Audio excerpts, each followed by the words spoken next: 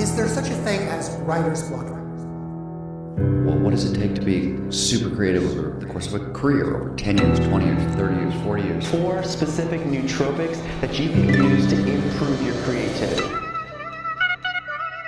20% of scientists and researchers take prescription drugs in order to increase their performance in some way. It's very hard to be an artist and to survive over any reasonable period of time. Creativity now is as important in education as literacy. I think the writing notebook is the best way in the world. It's about filling your We're going to cure writers' The Writer's Block Podcast. Hey gang, welcome back once again to the Writer's Block Podcast. I'm your host Aaron, and today on the show I sit down with one of the country's most highly regarded and respected music photographers. He's shot magazine covers, record sleeves, and if you've been to a live gig here in Australia over the past 10 years, chances are you've seen him at the front of the stage, or even on the stage, taking photos. He's been commissioned by all of the major record companies, and a few years back he self-produced the wildly acclaimed 450-page hardcover Soundwave Festival coffee table book, which is full of iconic photos from the festival. He's shot some of the world's biggest artists, including Parkway Drive, the Amity Affliction, Peaches, Paramore, Bloc Party, Dave Grohl, AFI and Tonight Alive, and his work is featured on the covers of Rolling Stone, Metal Hammer, Australian Guitar Magazine, Blunt, Alternative Press, and the list goes on and on. You can check out his work on his website, theartofcapture.com, and his store, which you can find at www.kanyelens.com. That's KANYELENS. You can check him out on the socials. Instagram and Twitter is Kanye_lens. And you can find him on Facebook at facebook.com/theartofcapture. And as per usual, these links and links to other things we cover in the episode will be up on the show notes at thewritersblock.co. Affectionately known as The Beard, please enjoy my chat with the one and only Kane Hibberd. Kane, thanks for coming on the podcast. Thank you. It's good to see you again. You too. As always. Beard's looking good. Thanks. It's no well, your nickname is Beard, so you know. Yeah, that's true. Says it all, really. I've got a long way to go. I thought a good place to start would be if we take it back a bit. Now, I'm pretty sure the first time you and I met, you were producing music. Yes, I noticed you've still got the same email. I do. Conniption Fit. That's it. Yeah. That's it. The name of my very first band. Yep. Very first original band. What year would have that been? That would have been, my guess, 2002. 2002, 2003. Yeah. BCE started in 2004.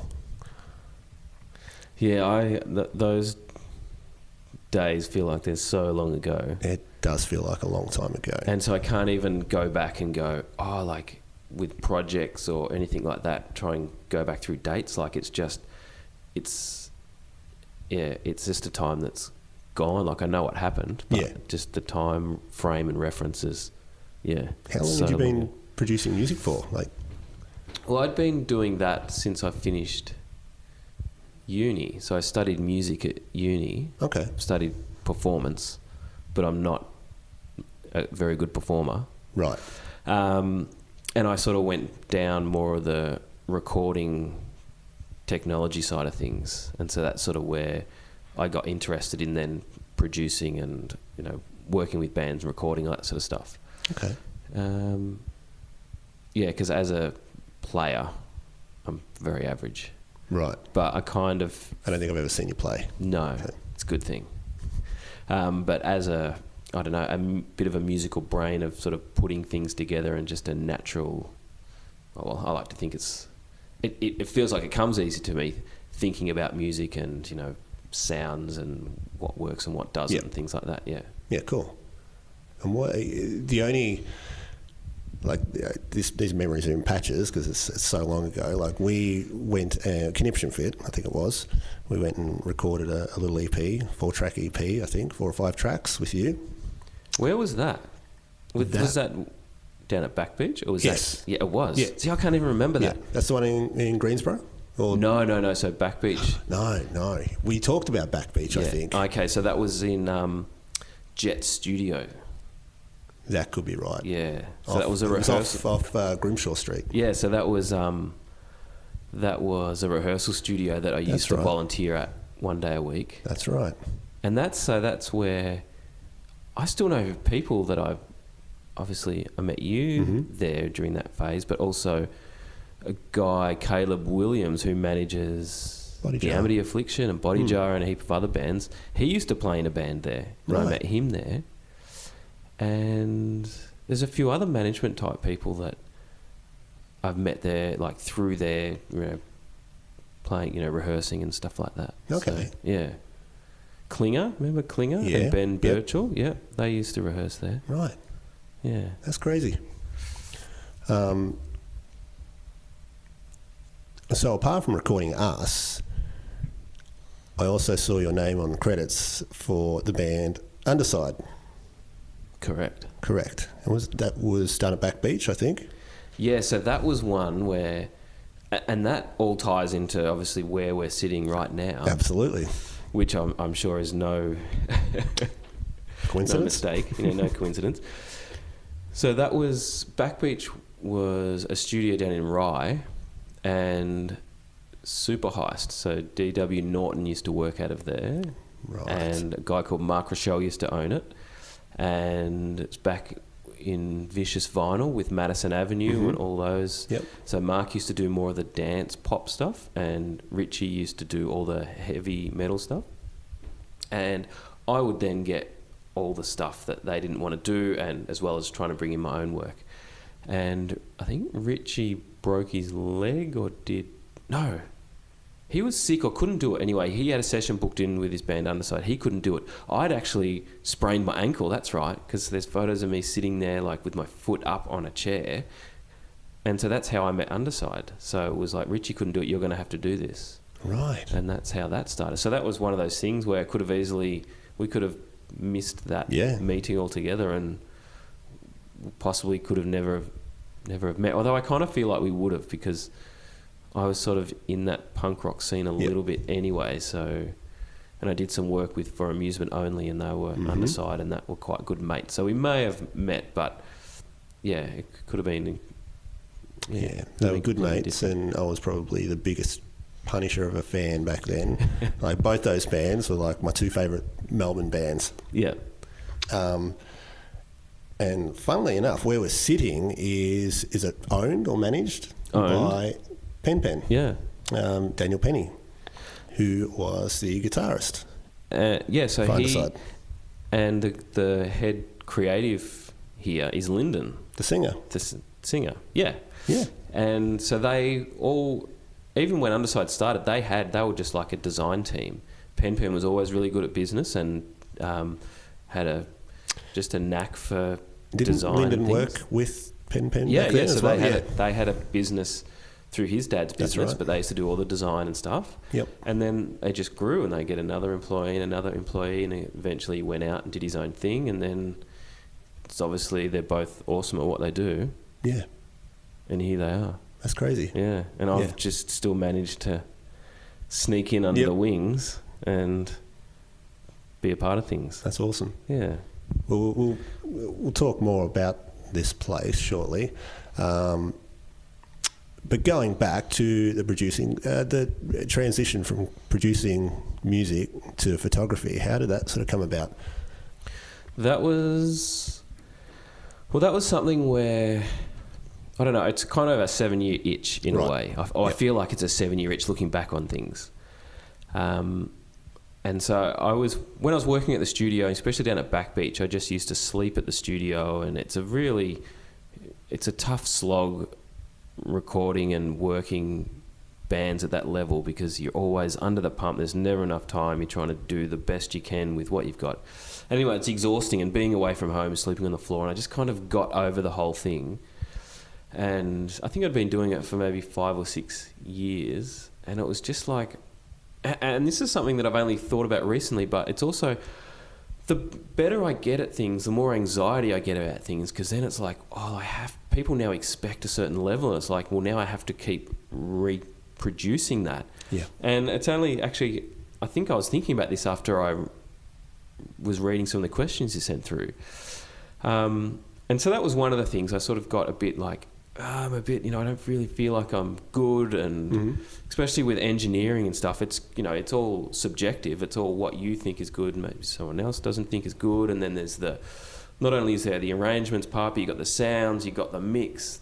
So I kind of got out of that. And then to cut a long story short, I went into the technology corporate world for a while, because that was paying the bills and it was a lot easier, but also a lot less creative. And I think I've now learnt that you can't, the grass is not always greener. So it's, when you're doing the freelance thing, you're I don't know, everything's, when you're starting off, everything's new, everything's, every little hill or mountain you climb and you conquer is a little success. So, it's a slow rise up. But then when you get to a certain level, that's when the anxiety starts kicking in. So, but obviously going back to the corporate world and getting a full-time job doesn't, that creative urge just keeps calling. So after I'd done that whole thing for a while, I just fell back into photography, and I actually had a personal mentor for a little bit.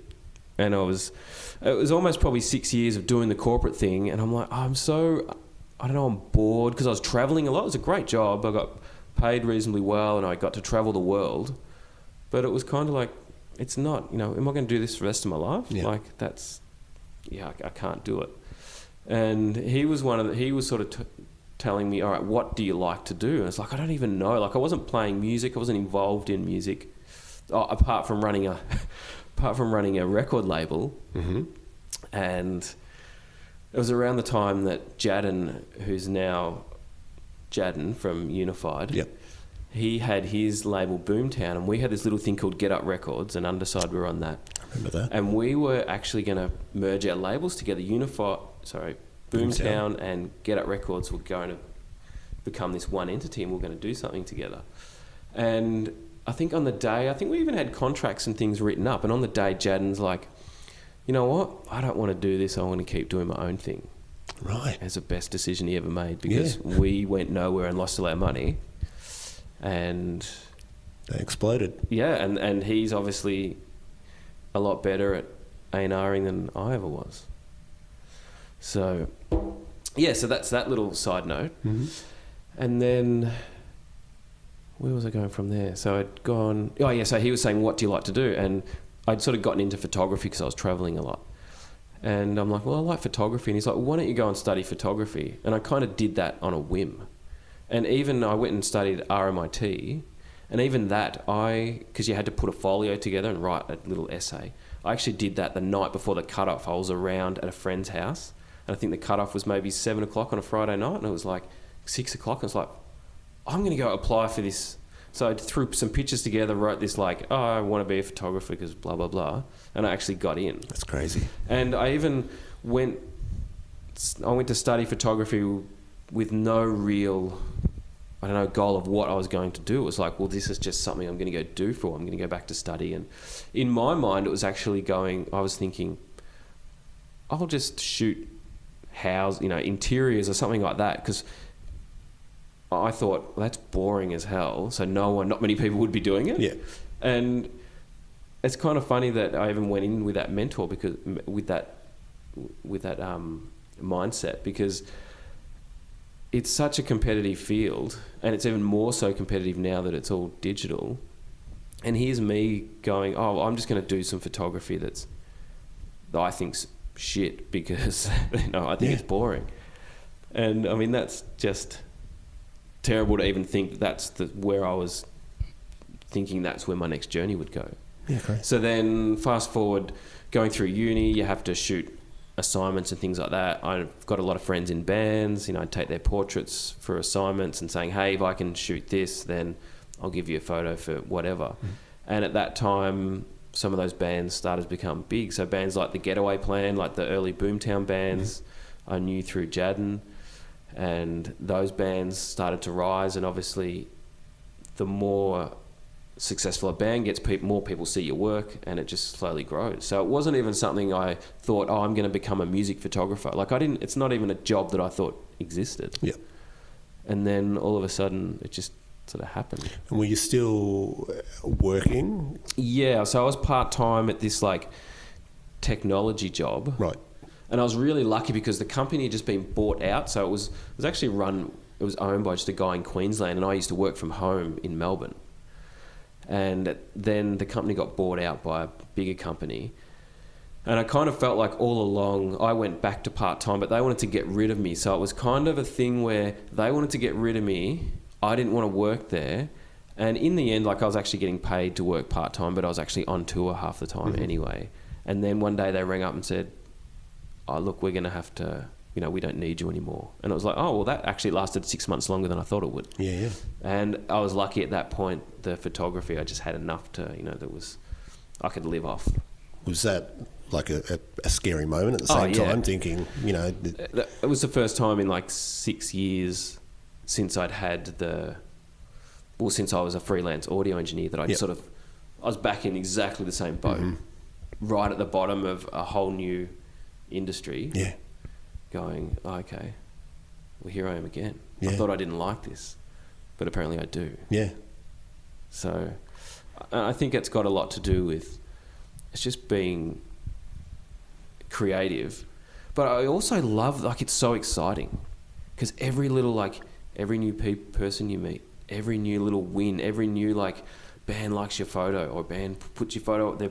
Can I put that photo on MySpace? Yeah, that'd be sick. Man, put my credit down and it's so exciting. And then it's always, you get that few years in where maybe you kind of level out a bit, and that's when I start having that expectation of going, oh, now I have to, people want to come to me because there's a certain level of expectation of work that I can produce. What happens if I can't do that? What happens if they don't like those photos? What happens if they don't like those gig shots or that new portrait shoot, photo that I take they don't like anymore? I can't, I might not. Yeah, I just can't do it. Does that ever happen? Yeah. I mean, you can't, everything can't be, there's something that's going to be better than something else. So I suppose it's more, you have to think as well as it's more of a personal thing. Mm-hmm. So as long as the client's happy, and you want to be happy too, but sometimes you go, well, that's good, but I there's something I would have done better, and sometimes you don't get to choose what, someone wants something shot on a white background. It's like I've shot on a white background 100 times. But again, it's like you're providing a service. It's not about, if you want to go shoot for yourself every time, then you go shoot for yourself. Yeah. So that's one thing. And that's one thing I think people who do it for fun or do it as a hobby and then try and move into the, doing it for a job, is that you don't get to do what you want to do all the time. So, and sometimes that's hard because you feel like you're not doing your best, or it's, you might not like something, but it's not whether it's good or bad. As long as you put, your effort and work into it and it's of a certain quality, then if the client's happy, then that's what they want. That's what they want. Yeah. Yeah. Because sometimes I go into everything, and I suppose I do go into every time I take a photo, I want that photo to be an amazing image that someone would want to print up huge and put on their wall. But that's not the case. Every image doesn't need to be like that. Sometimes an image just needs to serve a purpose. And in our current social media climate, it's unfortunately it is more about quantity of content, not necessarily the quality of it. And sometimes that's hard because you go, that's photo's okay, but someone's like, that's great, that's what I want. Yep. That's what I need for that little post out or that. Yep. So it's sometimes hard to think of what people need and what their requirements are versus, I want that to be the an award-winning image every time I press the shutter. So when a client comes to you, with a project idea, what's the process? Well, I'm kind of lucky because I have a lot of people come to me going, we want to take some photos. what should we do? Yeah. So, I think that's awesome. That's what I do when I go to the barbers. Yeah. You know, like, you're the artist. Yeah. Go for it, you know. Yeah, I mean, that can be hard, though, because then you feel like it's even more going, got to come up with something, you know, they expect me to come up with something amazing, and that's sometimes hard, because you it's not like you're shooting baby portraits or something like that and you have your lighting set up and you've got, you know, whatever and no two people will ever see their photo, so they're not going to go, oh, you shot my kid the same way as you shot that kid. Like, but with a band, you know, it's so everything has to be completely different, because you know, and especially if you're shooting things close together, they're going to be seen together on lineups and things like that, so you can't just go, oh, I'm going to shoot it like I shot that other band. It just doesn't work. So that's stressful, but then those creative, I suppose the process is talking to the band. I asked to listen to music, I asked to see lyrics, song titles, album art, things like that, and then get them to send through references and going, well, just show me some stuff that you like, whether it's you know, you just like the composition, or you like the grading on the post, on the grading on the image, or whatever it is. So then at least I can narrow it down. Going in just with like, we want to take some photos, like there's so many directions and tangents you can go. Yeah. So, yeah, and generally I can kind of look at a band and get a vibe straight away just by talking to them. Yep. Yeah, awesome. Yeah. I was always terrible with that stuff. Like, I get emails saying, you know, like, send through some photos that you like, kind of thing. I guaranteed anything that I like, no one else would like. Yeah. Because I was just terrible. Like, I didn't have that eye for stuff. Like, I guess it's all subjective. Well, I think a lot of musicians aren't visual people. I'm definitely not. And that's what I find with maybe a lot of the artists I work with. They're just not. And some of them even don't care, because it's like, I know we have to have an image, you know, art and things like that, but it's just not as important as like the playing, the mix, the songs, all that sort of thing. And I totally get that. So I suppose that's where I'm sympathetic, and I do shoot a lot of people that hate having their photo taken as well, because they're musicians, they're not models, they're not, you know, they don't care about that. So it's awkward as hell. Yeah, and I hate having my photo taken as well, so I totally understand where they're coming from. And also, as an artist, if you have terrible experiences with having your photo taken at the start of your career, you're kind of fucked by the time you get, you know, to like, because you hate it, and every photo shoot gets worse because you get anxiety about it. You just hate it. You know it's going to be terrible, and that reflects in the photos. So I always say to new artists that it's like you have to practice having your photo taken. Yeah. And you know, the more, if you can take something out of each shoot, that's something you liked, something you didn't like, and then, you know, add that to each shoot, then it's going to get more comfortable and it'll get better and easier as you go on. Yeah, yeah. So, but yeah, I have so many bigger artists that just hate it and dread it. And I'd like to think it's testament to how I shoot, but I have so many of those artists that will go, oh, that wasn't that bad. Because I can just tell those people, you see them, and my whole goal is to get them in and out as quick as possible. Yep. And hopefully then for the next time you see them, they're a little bit more comfortable, because they're like, oh, last time was great, you know, we love the photos, things like that. So you don't have to shoot a shitload of photos. You just have to get, especially back when we were shooting for magazines as well, you know, there's only ever one or two that would ever get used. So you could, you know, not shoot that much and then get them out the door, they'd be stoked with it. And then you'd have other people who loved it, so you could, you know, shoot a bit more, and then you'd have some, you know, spares up your sleeve for other projects and things. But so is that the key, like, for an artist that really doesn't like having a photo taken, just to get it over and done with, like, pretty quickly, or do you have some other sort of tricks that you use to make them feel more comfortable? I mean, music's a big one. Mm-hmm. So I always try and find do a bit of research on an artist to see who their favourite artists are and things like that. Yep. So if you can have an artist that they know they're going to vibe on, walk in there, even if it's a cliched, you know, sort of really popular Rolling Stones or something like that, but they'll walk in and go, I love this song. Yep. And then, because I'm not the best conversationist either, so automatically we've got something to talk about other than going, how's the tour going? Good. You tired? Yep. Yep. So music's a big part, and that sort of helps them relax. And then you can sort of hopefully find some common ground on something. And then it's just, I always shoot tethered to a computer so people can see themselves straight away. Yeah. And so that instant feedback, they can go, all right, I don't, and so that puts them at ease. And then I also direct people a lot as well, because I know, and most of these people say, I want to be directed, tell me. So when you're actually saying that, I think that makes them feel comfortable, because you're, I suppose, being a part of the shoot as well. They're not just standing there going, I don't know what to do, and someone's just clicking away. So, and the other thing I try and do is not look at the images while they're being shot, because it's such a distraction. And I only realised this after I was having my photo taken. And after every couple of shots, the guy would put the camera down at the back and look at it. And it's kind of like you kind of trying to get into some sort of zone, or at least feel like, you're doing something.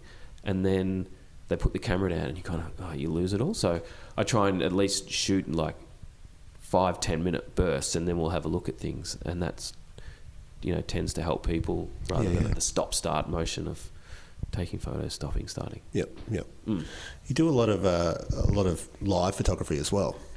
Do you still do a lot of live photography? Yeah, I don't do as much as I did, but I work more for bands. So I used to shoot more for media, right, a few years ago, for magazines and things like that. But now I'm finding I work directly for more bands, and it's also, I kind of pick and choose what I do want to shoot where I can, just because if it's, I don't know, it's hard work, and if the budgets aren't there, then I kind of don't feel like I have to go and flog myself for next to nothing, because it's hard work, and I'm not saying that to sound like, I only work for X amount of money, but it's like I've got to pay the bills, and if I'm away for too long not earning enough money, then I come back and it's like, I've got to go out and work twice as hard now to catch up. So, but in saying that, I do smaller tours where if I think the band's really good and there's something going on, it's like, well, I'll go out and help them. So you go on the road with the band, Yep. And it's a totally different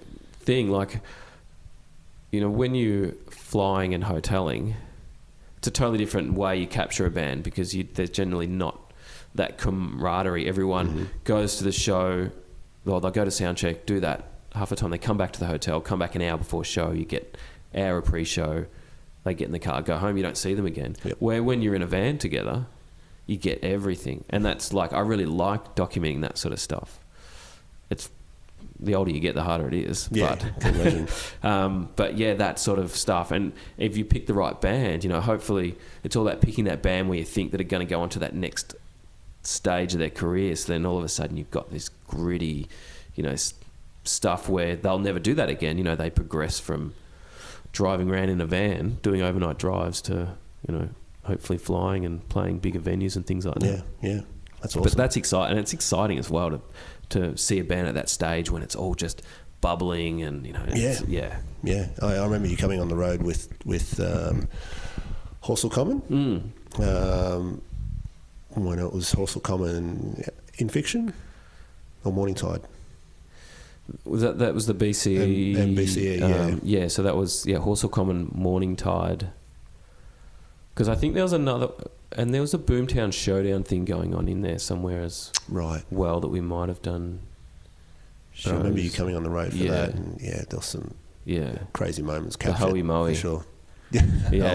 I still, I did a shoot with Ali Bada the other day, and we were having a phone conversation about what we're going to do. And I'm like, oh, where are you? And I'm like, she's like, oh, Coffs Harbour. I'm like, oh, Hoey Moey? She's like, yep. And I'm like, oh, you're going to have a great night. It's going to be, and it was a Friday night, so that would have been so loose. Those walls could speak. Yeah. That was a funny night. Funny night. I remember we shouldn't really talk about it, but that story was told, I think, by Josh from BCE on MTV's Delaire. All right. Well, we'll let you Google that. See if you can find it. I don't think it's online anywhere. No, probably shouldn't be. And just like on the subject of live photography, like you've captured some really sort of iconic moments. Like you just have to look at your portfolio, and there's some just absolutely killer shots of some pretty amazing bands. And I've seen you in action, like quite often. Like if I go see a band, if it's a bigger band, I can see you up the front. Like you're hard to miss with the beard and all, and it's almost like you see something before it's about to happen. You get this look on your face, and it's like you move into position because you know what's going to happen, and it's quite something to watch. Yeah, I mean, I suppose that's something you learn, from that anticipation and prediction, and it doesn't always there's a fair amount of luck in it as well. Yeah. But you can kind of get a sense of maybe what's going to happen, where someone's going to go, maybe. And sometimes I'll I'll see the stage and I'll be like, if I can try and get a photo there. So, and sometimes it's good because, you anticipate that. But then sometimes you can be like a dog with a bone and be trying to get the one shot all night. And then all of a sudden you get it and you're like, fuck, I just spent all night trying to get that one friggin' shot. And I suppose, that's all people need, but you also then got to remember back to what we were saying before, like when you're shooting for a client, you can't just go, here, I got one shot, and they'll be like, that's amazing, where's all the others? So it can be a good thing and a bad thing, but I think just learning to anticipate what's going to happen puts you hopefully closer to getting that shot when you can kind of be in the right spot. And all right, let's bring it back to a Mustard creative agency, which is where we're sitting right now. Now you have a studio. We're actually sitting in the boardroom, but you have a photography studio. Yeah, so me and Dan had a studio together that was actually in a totally different building, and we had that because his agency had a lot of photography work, and he was kind of saying, you should come and shoot all this work. And it was at the very start when I was at uni, I was shooting bits and pieces of it, and then he's like, I've got all this work, and I was like, well, I don't really want to do it, but it seems silly to give all that work and money to somebody else. So we sort of started a studio together and had some photographers working with us, and we're doing that. And then when he bought this building, the studios were already on one side of it, so then it made sense to move everything into the one building so his creatives didn't have to travel. They just pop in a door next door and they're seeing the shoots there. So I think it works quite well in that sense that for all their business, that it's just here, and if they do need to do a shoot, the studio's just there. So we use a lot of freelancers and things like that for their work now, and occasionally if it's something that I want to shoot, like they were working with Aggro. Okay. And I was actually, it's probably the only email that Dan's ever got where it's like, I want to do that shoot. Yep. Just so I could get a photo with Aggro. That was the only thing. It's like, I'll do it. Yep. I'll do it for free. I just want to meet Aggro. Yeah. That's funny. And then on the other hand, it works for me because I basically have a studio that there's pretty much no way that I could afford to have on my own. With just really me working in it. So, and to have the flexibility of having your own space is amazing. Absolutely. Like even I can set up more advanced shoots the night before rather than having to get in super early and hire a studio and then drag everything in. Yeah. And I know all my gear and I know the studio and I have everything here. So if I do need an extra light, it's just a matter of going to get it rather than having to hire an extra light or go, find something else or do it another way. Yeah. So, and it also allows me just to have a play around with some things. So I have an idea and I'm like, I'm just going to go shoot that and see if it works. And then I put that in the bank of, creative things. And then I'll pitch it to someone if I've got an idea. Yeah, I think I saw some Instagram stories or something. Have you done some experimenting? Yeah, I'm getting a good bank of me in different lighting setups. Yeah, that's awesome. Yeah. And what's it like? I mean, Mustard is predominantly a digital creative agency. No, I think they do everything. So they do like they do print stuff, and they do. I mean, I don't understand fully what they do because I don't really have much to do with them on a day-to-day basis. Right. But I mean, they're a full-service agency, I suppose. Yeah. They do everything from digital, online, whatchamacallit, advertising stuff to print campaigns through to TVCs through to I don't know, absolutely everything. Right. So yeah. Do you find that working around sort of a bunch of creative people such as these, that it sort of helps or benefits you in any way as opposed to like having a studio just by itself somewhere? Not really, because I can actually come here because my desk and office and everything's sort of up in a little nook. Yep. And I can come here and actually not speak to anyone. Yeah. Yep. So I mean, and that's just sort of the way I am. Like I can sort of. This is what we talked about earlier. We sort of touched on, having your own sort of little space and. Yeah, so I'm very I do live in my own little world a lot. I'm not a guy who has to have people to talk to and things. Like I can really go all day if no one actually calls me on the phone. I can go from when I leave home to my partner to when I get back. She might be the only person I've spoken to. And that's sort of I don't know, that's just me. That's just, I'm not a big, I don't need to go and listen to someone tell me about their day. But in saying that, every time, every so often I do want to go and I'll walk down there and that'll be, Lyndon or Dan will be around. And I mean, I speak to Dan probably a couple of times a week anyway, just go and annoy each other. Yeah. So, but it is just, I suppose, nice for when you do want to feel like you're around people. Like I am around people. I can hear other people talking. I can hear people laughing and things like that. So that's nice rather than if you were sitting at home or, not even having to get out of your pajamas. And it's nice to be able to, it's that ritual of getting up and going somewhere and then leaving for the day. Yeah, yeah. So yeah, absolutely. Yeah. Have you ever asked Dan and Pen when they're getting the band back together? Yeah, well, there's been talk of it. Really? Well, because For Amusement Only did some shows, I don't know, 12 months ago, 24, I don't know. The last... I went to a reunion, and they did, and that was probably 6 years ago, maybe 5-6 years ago. Well, that could be it. I don't know. There's been talk... It was good. Because I speak to Novo every now and again as well, and he's over in LA, and he's they're always trying to coordinate when he comes back to Australia. It's let's try and do some shows. And then Underside have been, we've got half of them here, and they still all talk, so they're still all... I don't think Helmet's got a kit, though.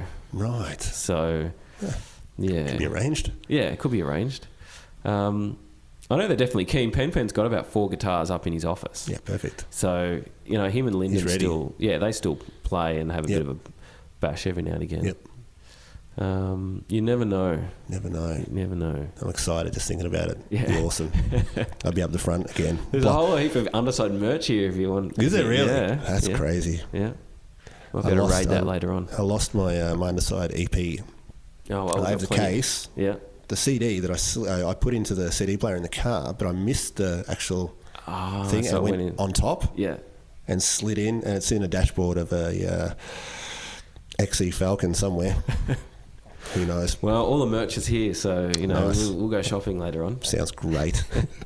Is there anything in your? Obviously you said your studio. You've got all your own stuff here. Have you got anything in particular that you just couldn't operate without? Like something that really sort of makes your studio your own? Like equipment-wise, or just crap-wise, or Could got be a lot anything. of crap. A lot of crap. Yeah, you saw before. Mm-hmm. I suppose what I really like is, It could even be that space upstairs. Well, I mean, there's a couple of things. like- In the actual studio, where we shoot, I have a lot of work up on the walls. Right. And as much as that sounds like, it could be very egotistical, it's another talking point when people walk into the room and they see like, oh, you shot Dave Grohl, and there's some, you know, all the different Rolling Stone and Metal Hammer and all that sort of stuff up there.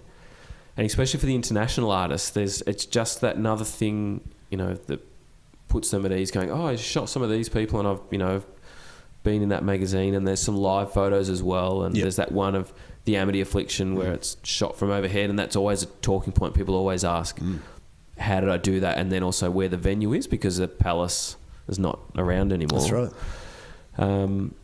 And so that, obviously it feels good to be able to walk in and see your own work, and then you just talk about it with people. So it's not really going, hey, how good am I? It's just another, I don't know, it's just another thing to talk about when people go in there. Yeah, so, absolutely. And then I think it's a great idea. And then with my actual officey where I do all my editing, and I've sort of got a little loft here, it's just full of, I just like stuff. I'm not going to, like, I like band merch and just pop culture and all that sort of stuff. So I suppose I just have all this crap in that room where it makes me feel creative, so I can go in there and I'm surrounded by all this stuff, and it makes me feel, I know it's exciting to come to. I like coming to work and sitting down at that desk and seeing that stuff there, and it makes me want to be here, and then that helps being creative, and it's just it's a nice place to be. Yeah.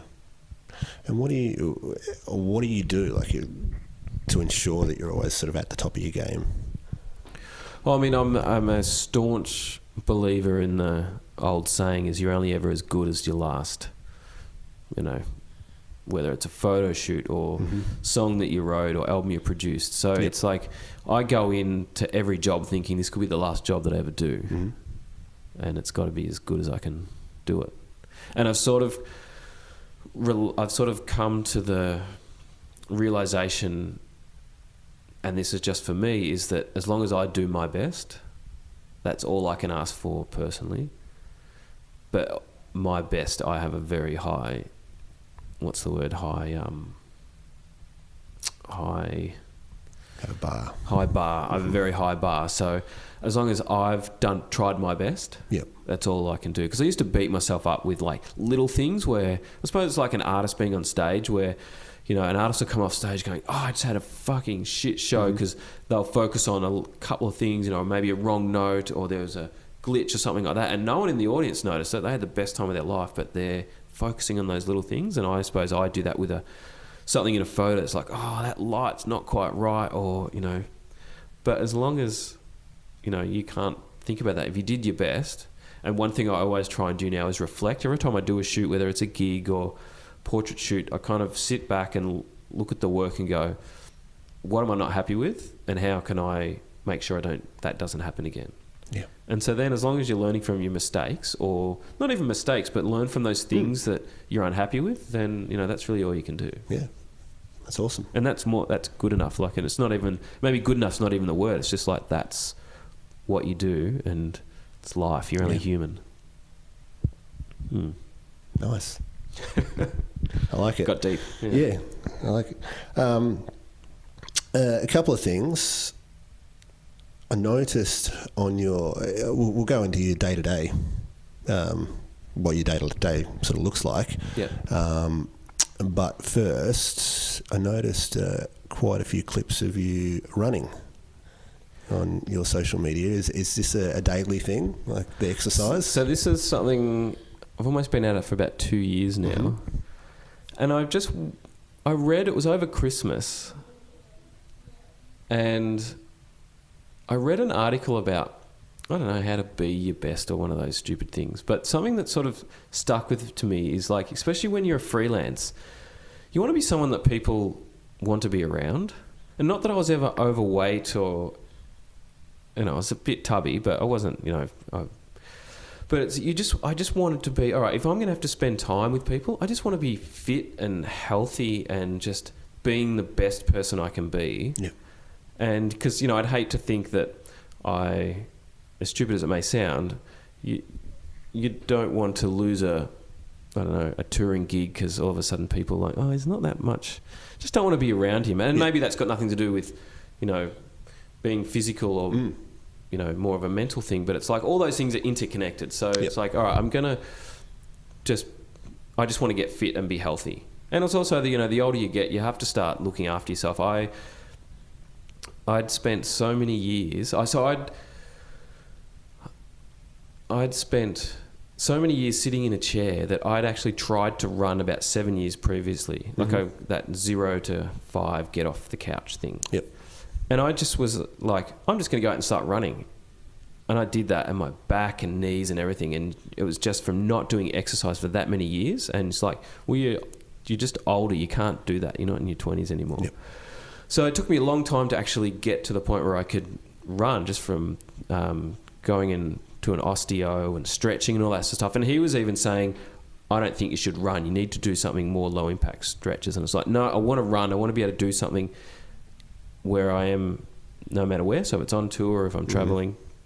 And so I stuck with it, and my body just pulled itself together. And so now I do it 3 times a week, and I try and make it a priority. So one thing I didn't realise, other than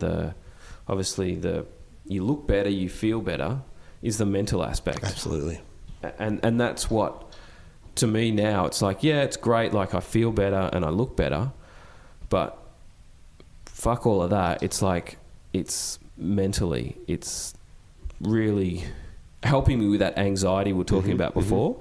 And because in the last couple of years, it's been harder, because the more, you work your way up the ladder, the more pressure I put on myself to perform, the more that anxiety is telling me, oh, you did a good shoot this time, but you may not do it again next time. So I find that running, it just helps with that so much. It's still, I still have those stupid thoughts, but I don't have the physical reaction from that anxiety, because I feel like the running or whatever, the endorphins or whatever it does to you, it just levels that out. So all the worries are still there and the stress, but I don't physically react to it as much, and it's just a lot easier to deal with. And you start, your thinking's a little bit clearer and more rational, and you can, I find it a lot easier to deal with. And I feel like if I wasn't doing that exercise, in the last couple of years, I'd be struggling. Like when I talk about anxiety, like I've never had it where, I couldn't go out and do something, but it's always been something I've realised that I've had all my life. And I always thought, I was always told, everyone gets nervous before they go do something, but I start to get to that point where I get nervous where I don't want to do something, and I start trying to find excuses so I don't have to do, what I'm doing. And so that's sort of where I am with that. And running just helps it, but I feel like it could have got a lot worse, or could get a lot worse if I didn't have the running. And especially sort of where I am in my career now, it's all, it's so competitive, and I have to try and live off this. So you got stresses from not only money, but also trying to do good work to make sure that you're getting the work, so that blah blah blah. Absolutely. Seems to be a common theme. The exercise, like everyone I've spoken to, it's it plays a pretty important part.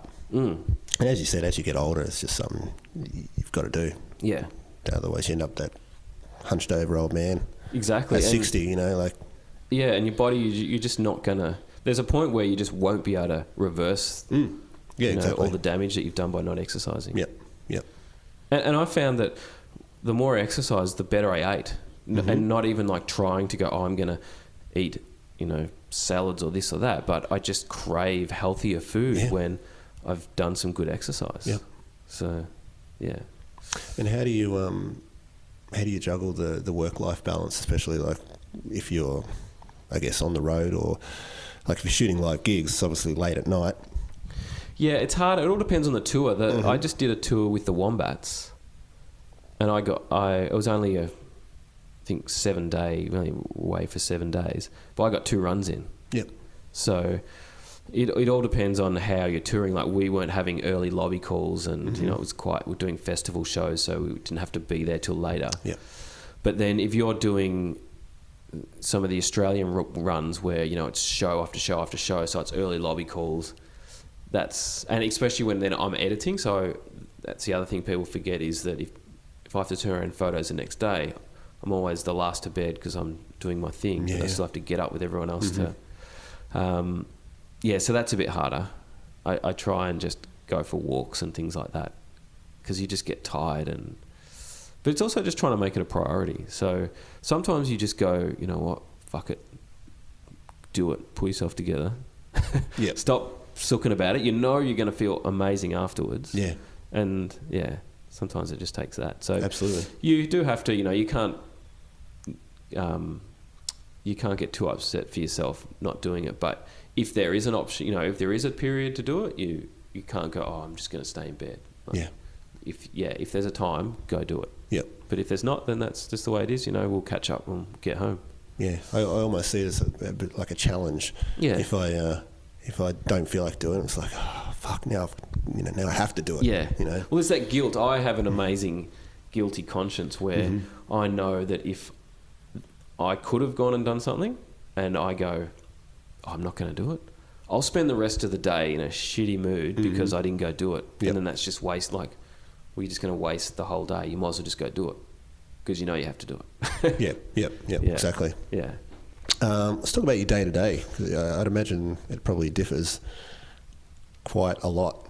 Yeah, it's it all depends on what I'm doing, whether I'm doing a portrait shoot, whether I'm shooting a gig. The one thing that does almost stay the same now is that if I'm on a run day, so every second day I try and run. Yep. So, and I'm lucky I can do this, but I still get up around 8:30, 9 o'clock. I go for a run in the morning and then get to the studio around midday. Yep.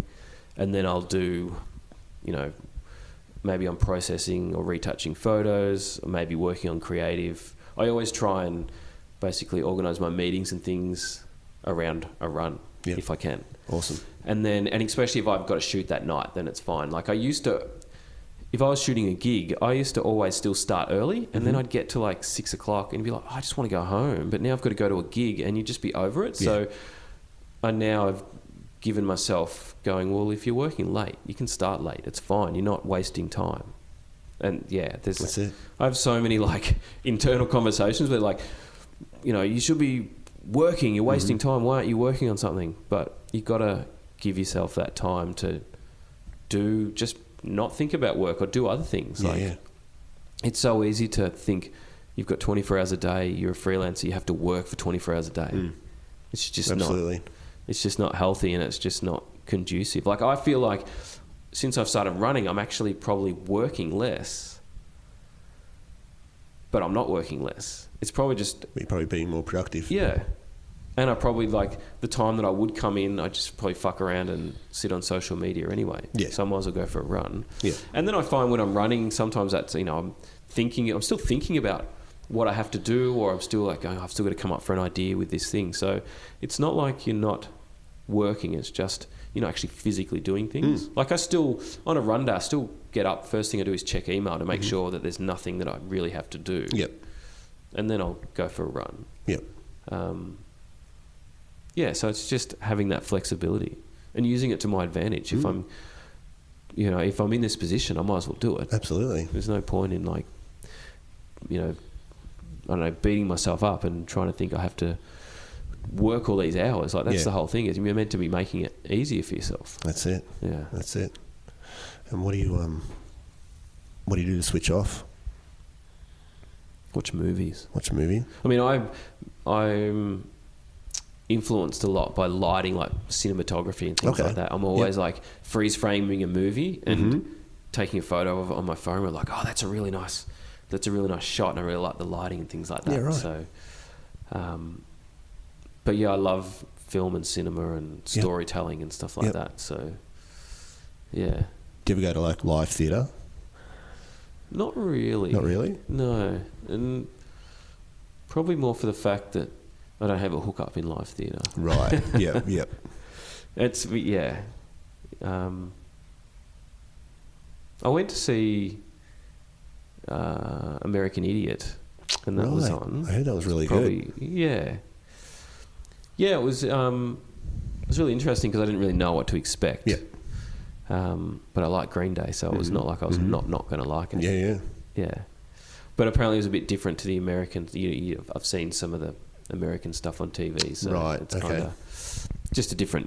We don't have the budgets for their Yep. productions, but Yep. it was still really it was really, really, really good. Yeah, a pretty good cast. Like Yeah, Phil I saw. Jamison and Yeah, I saw Cheney. Phil Yep. play. So Yep. yeah, You know, that would have been good. I'm actually a little disappointed I missed that. yeah.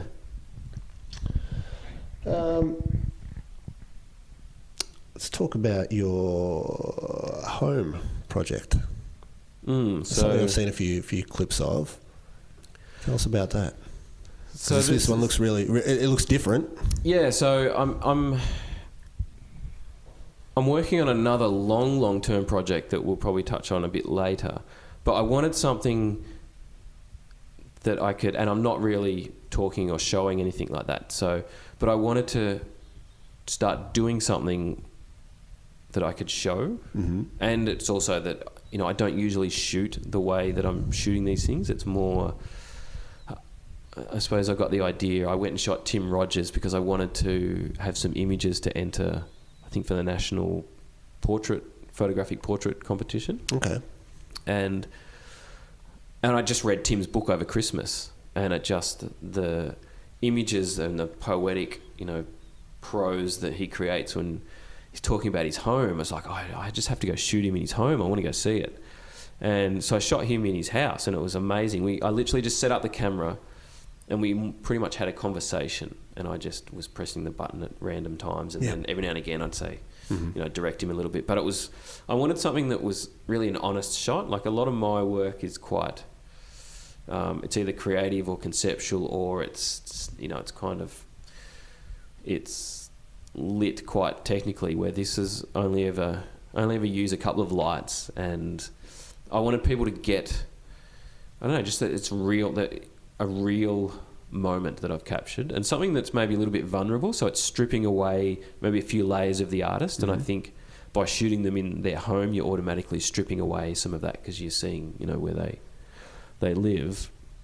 But I didn't really know that at the point. I just I want to go shoot at your house because I like the way you talk about it.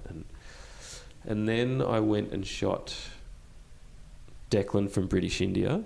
Okay. And that was where I just had an idea. It's like, I want to go shoot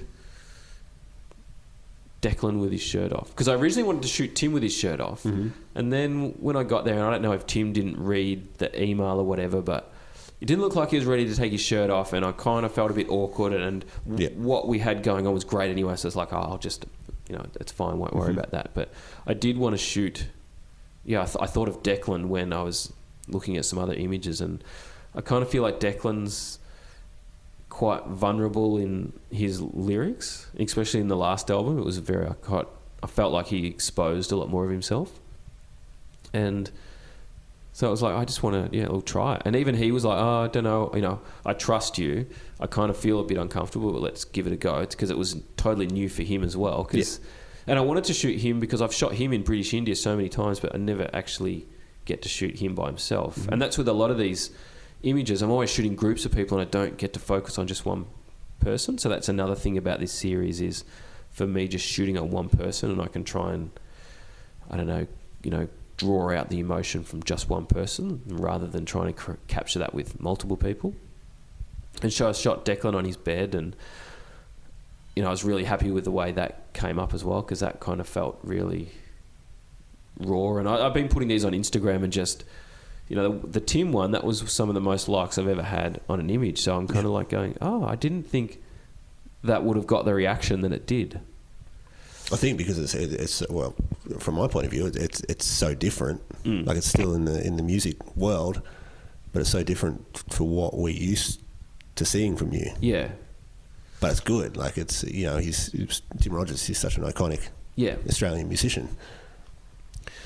Yeah, and so I've shot Declan, and then I did Dan Sultan just the other day, and Dan was another one where I just sort of have these, like, I do have a bit of a working list of, like, people that I'd like to shoot, but I'm sort of taking my time on it. Like, I'm in no hurry, and I don't know where this whole thing's going to go, but it's just like every now and again I'll go, I should shoot that person. And I've shot Dan. I've been to Dan's house a few times and done some things there, and he's got a beautiful kitchen area. It's light filled, and his cat Boof's only got 3 legs. Mm-hmm. And I thought, my original idea was, imagine Dan sitting there just eating a bowl of cereal and the cat's walking across the table, and it's almost like that. And so we ended up shooting something similar. And again, it's not like I go, this is what I have to do. It's more like I'll go in with an idea, and then you just sort of see, and it's more of a collaborative thing to see what, is there anything what you want to do? But most people are kind of happy to go, well, no, shoot, do what you want to do. And so with Dan, we just got him, it was pretty much exactly how I was envisioning it without having breakfast, because it wasn't breakfast time. Yeah. And I'm stoked with how that one came up as well. So I've got a few more artists that I'd like to do, but at the moment I'm just sort of hitting up friends, because that's the easiest way, and it kind of is a quite invasive, pitching to someone you don't really know to come to their house. So I'm kind of just sort of waiting to see how it all pans out before I hit those other people. But there's a few, and unfortunately they're all guys at the moment as well, because I just shoot so many dudes. I'm the guy who shoots the dudes. So I do have a few females in mind that I've got an idea for them. Right.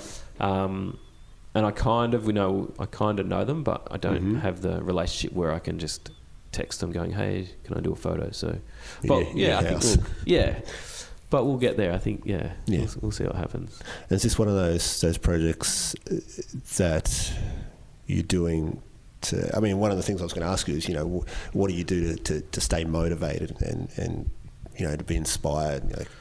I think constantly when projects like this, I'd imagine. Yeah, that's shooting the personal work. I think for every creative, you've got to work on something that you want to work on. For sure. And for me, this is it's just that project where I can, again, there's no rush to do anything with it. It's just something where I can go, I've got an easy week this week. I might try and if I've got an idea, I might try and shoot it. Yeah. And it's so nice. Like, it's always no stress. It's always a nice catch up going there. We have a bit of a chat, take some photos, and that's it. There's no if this doesn't work out, it doesn't work out. So there's no one's got there's no commitment to anything. Yeah. I always give the artist, they have final approval. So it's like, I'm never going to try and take a photo of you that you're not going to be happy with. So but it's just nice to be able to do that and to shoot something 100% how you want to shoot it. Yeah, absolutely. And you touched before on a long-term project.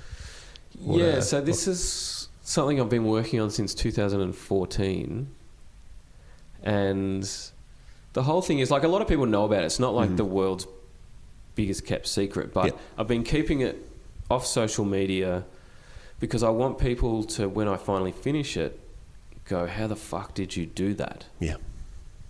And it's because I did it over a long period of time and I was patient. There's so much patience with this. It's unbelievable. And it does my head in every day. And I've thought about this every day for the last 4 years.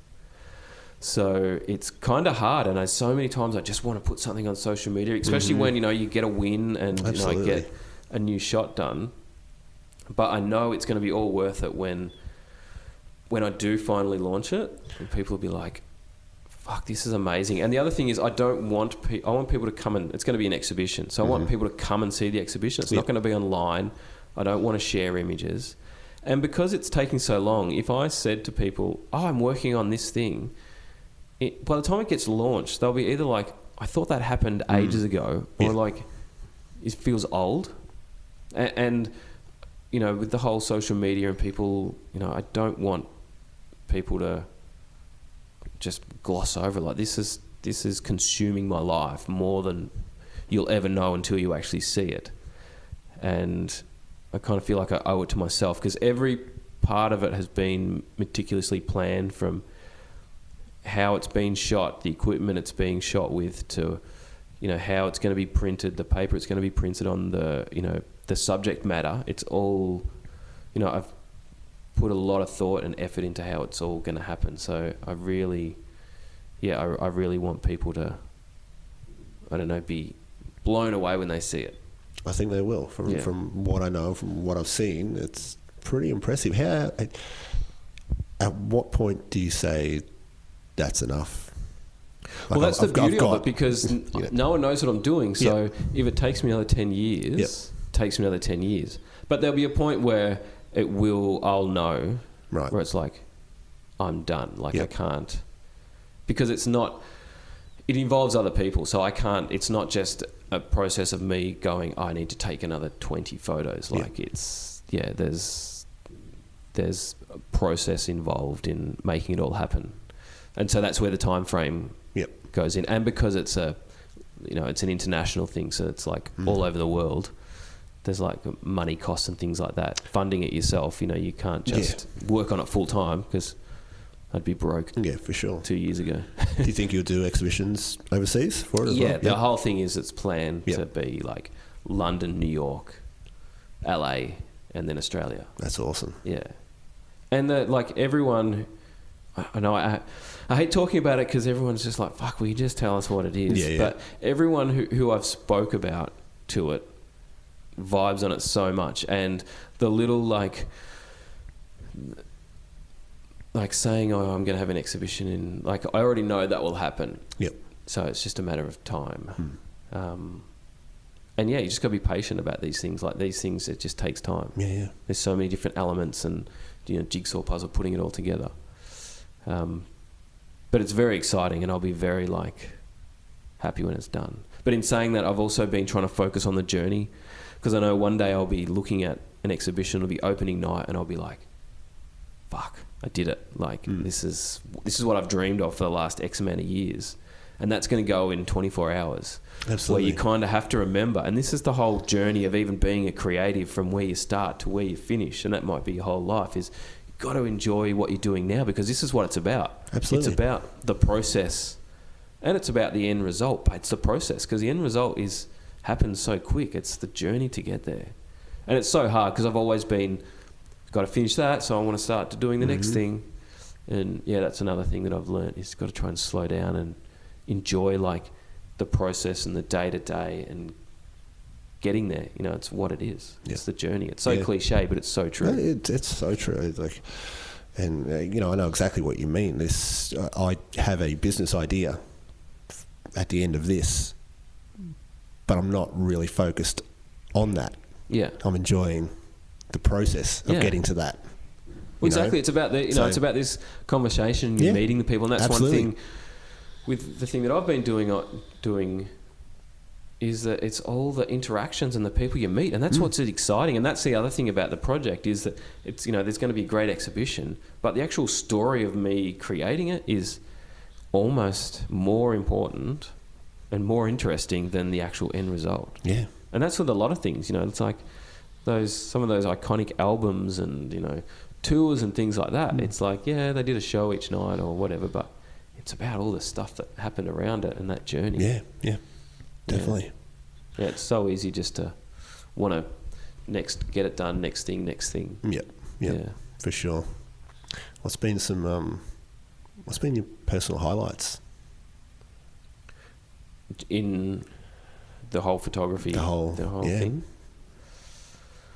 I mean, the Soundwave book that I did is probably doing, again, that was another, I suppose, long-term thing, which from the very first tour that I did, my goal was always going to be, I want to do a book on this. So actually having the goal and then achieving it, that's amazing. And that's I'm always been that person who, I don't like to talk about things unless I'm going to do them, because there's so many gunners out there. I'm going to do this, I'm going to do that.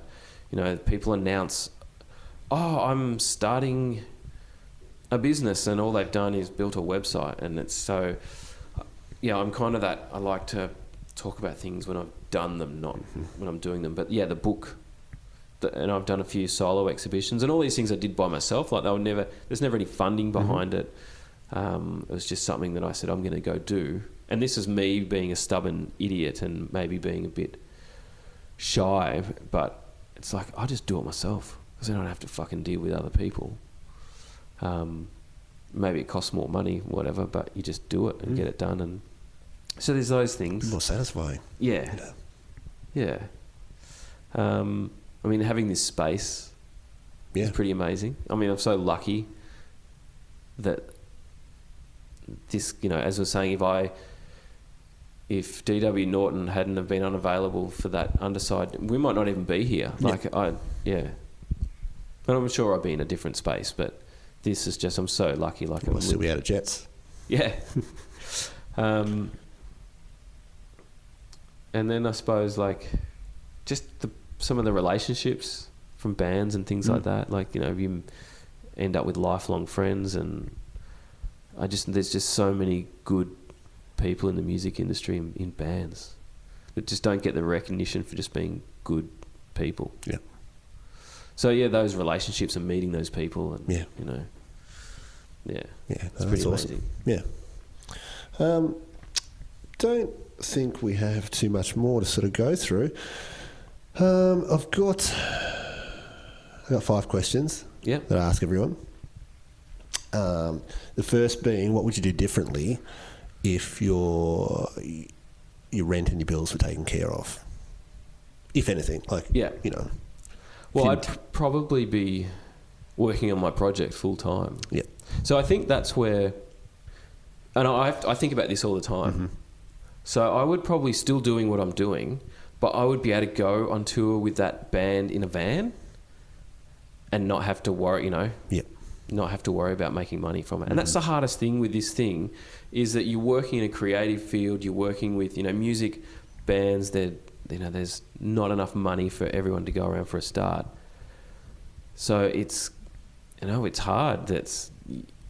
It's hard to do those sort of things. So I would be then going, all right, I don't have to do that tour because I need to get paid for it. I can do it because I think I'm going to be able to create great images. Yeah.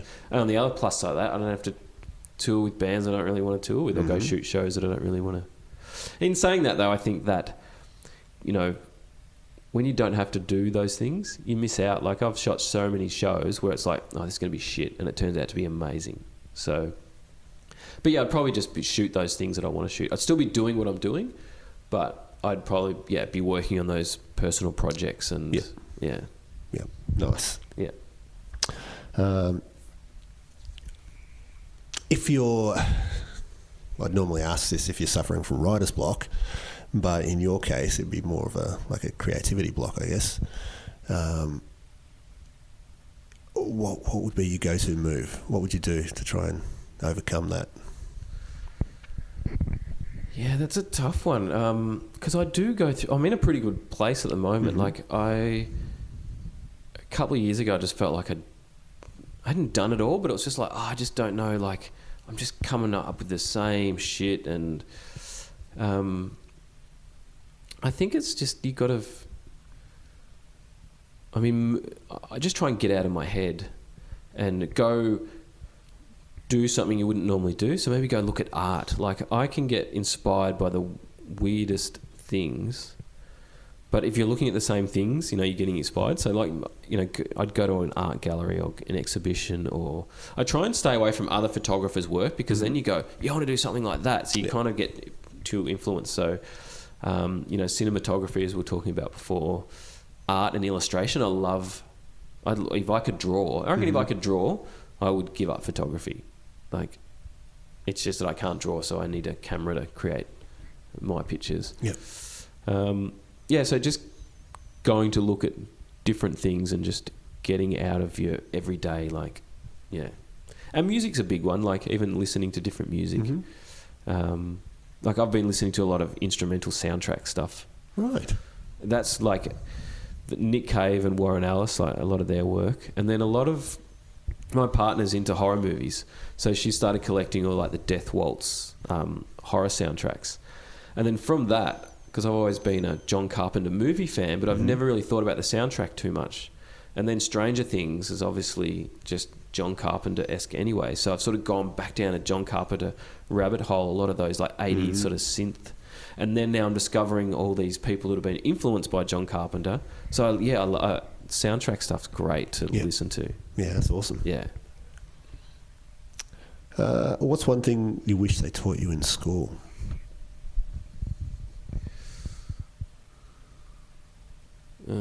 Confidence. It's more about how to recognise the value in what you do. Because I've never been a confident person. And I don't really know where that came from. But I've always just been a bit like... Because I've always been quite, not great at things, but I'm good at... Like, I can do things and be good at something reasonably quickly. Not amazing, but I can be good at it. But I've always been like, oh, yeah, I've done that. I'm not going to do it again because I'm scared that I might not be able to do it again. So it's kind of realising that, and maybe that's okay, and realising that that's a thing that you can work on, because you don't really know, like that, especially when I was a kid, like,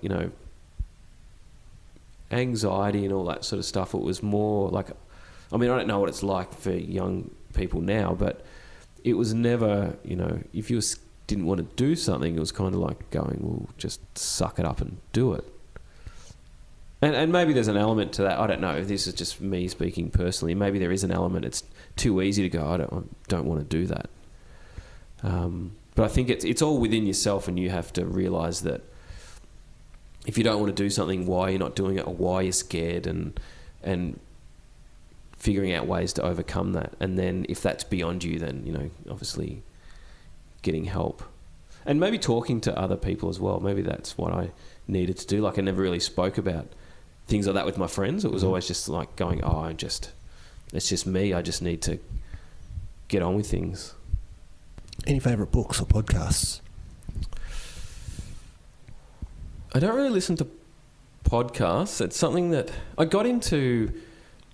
Was it the murder one that went around? Serial. I think it was called, yeah. Yeah, that was great. Like, and I kind of started walking to work a lot for that, just so I could find time to listen to, because it's kind of hard to listen to it when you got to be actually listening to it rather than editing or whatever.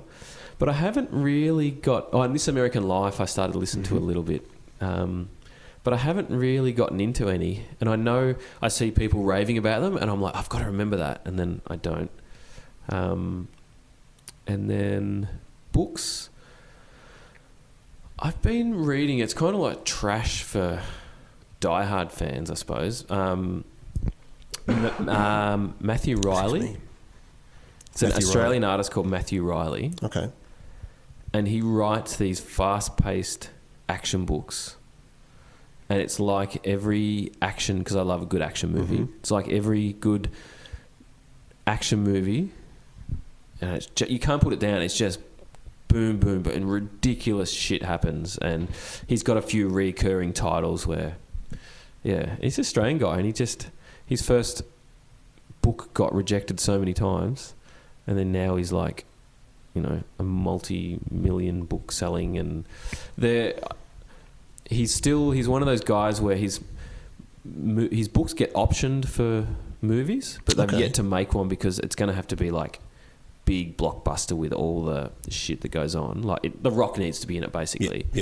Because I sort of follow him on social media, and once he gets there, it's only going to take one, and then all his stuff's going to get bought up. So, but yeah, that's sort of really what I've been reading, and some autobiographies. I'm kind of reading. I'm in the middle of Arnold Schwarzenegger's autobiography, and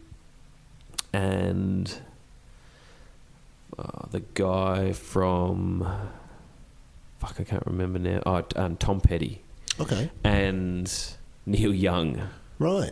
So I'm in the middle of 3 of those books, because one thing with this project that I've been working on is I'm sort of discovering all this different sort of music, and there's so many artists. Like, we'd never had a lot of music when I was growing up. So my parents weren't really music fans. So I'm discovering all this music that I wasn't exposed to, and it's amazing. So, yeah. That's awesome. Yeah. Final question. If you could have a conversation with your 18-year-old self, what would you tell him? Ooh. I remember reading that on the question thing, and I remember thinking about it, and now I've forgotten. But be more about just back yourself. Do exercise. Like, I think if I had been doing regular exercise when I was younger, maybe I'd still be a sound engineer. because I always thought I got to that point as a sound engineer where I needed to step it up. Like my work could have taken me to another level, especially with touring and things like that. And I just never had the confidence to do it. And I kind of feel like if I was exercising, maybe I would have gotten through that anxiety and stepped it up. But I mean, not that, then I wouldn't be here. So maybe that path was always, going to be taken. But yeah, I think just back yourself a little bit more, exercise. And I think both of those things help each other. So, and I really wish I could remember who wrote this, but it was a comedian. And it was a comedian who was like well into his career. And he always thought that once he got to a certain point in his career, he wouldn't be nervous anymore. It'd be like, oh, I've been doing this for 30 years. I don't, But he did, and someone told him, he's like, the moment, and it went something like this. It was like, the moment that you stop being nervous is the moment your sort of career's over. Yeah. Because you just don't care anymore. And so that's like, it's such a hard thing because you don't want to go through that, but you almost have to go through that. Absolutely. It's like, and that's that, I suppose it's that fine tuning at the point where, you don't want to not go through it, but you have to go through it. Yeah. Yeah. Yeah, it's almost a point where you want to turn, or for myself, I turn that anxiety into excitement. Yeah. Yeah. Like before a show. Yeah. Like it used to be like just butterflies and like, oh man, terrified. Yeah. And then I just turn that into excitement. Yeah, see, like, I always thought like people who get excited before doing something like that, and I'd be like, I would be shitting my pants in a corner going, I don't want to do this, I don't want to do this, I don't want to do this. It's so different though, and this is just my own perspective, doing things solo and doing things with a group as well. Yeah. Like I could get on stage in front of 15,000 people with the band, be fine, like I'd be excited, I'd be pumped. I could, and I used to do this as a kid. I went to state finals playing the organ, and I'd get on stage by myself, the keyboard, in front of even back home in Dimbulla or Horsham, in front of 20 people. My leg would be shaking like violently. Yeah, like I was that nervous, and that would still happen now. I reckon. I suppose there's something, and that's the other thing I always liked about. I don't know, like I always travel by myself. The photographer's always like, it's just me, where if you're in if you're even working for a band, you're in a crew, and the photographer's kind of, you're in that crew, but you're not the stage tech, the drum tech and the guitar tech, they always sort of have, you've always got that crew, people who got your back, where everything I've always seemed to have done, I'm always like the solo guy and it's all up to me. Yeah. And I kind of do like that because that's why it's been like that, is because deep down, like I like doing things like that. I'm the solo, I'm a lone wolf. Yeah. Yeah. But I also, there's a part of me going, you want to be able to hide behind, well, that's probably what I'd be doing. If I was in a group, I'd be using that to sort of hide behind going, I don't want to, but then I'd always end up coming forward anyway. So it's still, you can't hide from it. Yeah. It's always going to be deep down in, if that's the way you do things, you can try and hide from it, but it's always going to come forward. Yep. Yeah. We should end on that. It's been an absolute pleasure. No, thank you. Thanks for coming on. There's been so many times throughout this conversation that I wanted to jump in and say, dude, I'm exactly the same. Like, we've got a lot of similarities, especially in the solo lone wolf type stuff. Yeah. But no, it's been good. Yeah. Been good. Awesome. And all the best on the big project. Thank you. And your travels. You're heading off shortly, I believe. Yeah, I'm going to America for 6 weeks next week. So we'll see how that goes. Awesome. Yeah. Good luck. Thank you. Thanks, mate. All right, see ya. Hey guys, Aaron here. Just wanted to say thanks for checking out the show, and I hope you've been enjoying the episodes. If you want to stay in touch, or if you have any suggestions for people you want to hear on the show, email me at thewritersblockau@gmail.com, or leave a comment on the website at www.thewritersblock.co. We're also on Instagram at The Writers Bloc AU, on Twitter at Writers Bloc AU. Facebook is / The Writers Bloc Co.